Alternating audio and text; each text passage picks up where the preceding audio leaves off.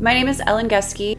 My practice focuses mostly on personal injury, catastrophic injury, represented abuse victims.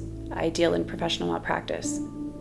Some people don't even realize that they were abused until they hear about it, until they see us talking about it, until they hear other people talking about it. And sometimes that realization finally happens for them, and they still have the ability to pursue their claims when they realize that abuse many, many years later.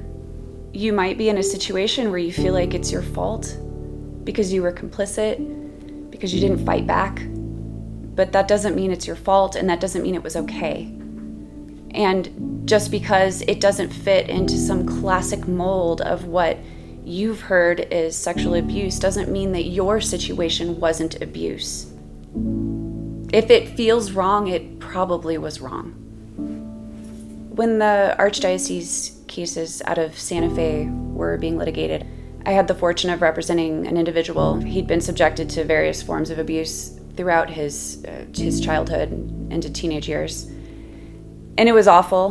But by the time he contacted me, it was years and years and years later, he was angry. He was angry at the Catholic Church. He was angry at the people who allowed it to happen to him.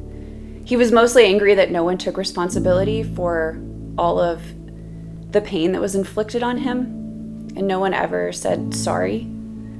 And while it was difficult for him to call me and to talk about everything that had happened to him, once his case was finalized, it was like he was able to breathe again. He finally felt this sense of closure that after 50 years of living with this abuse, he had never felt before.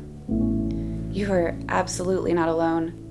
We're talking about a system where in this situation alone, on our website, we've identified more than 60 credible abusers. This has happened to so many people. You are absolutely not alone.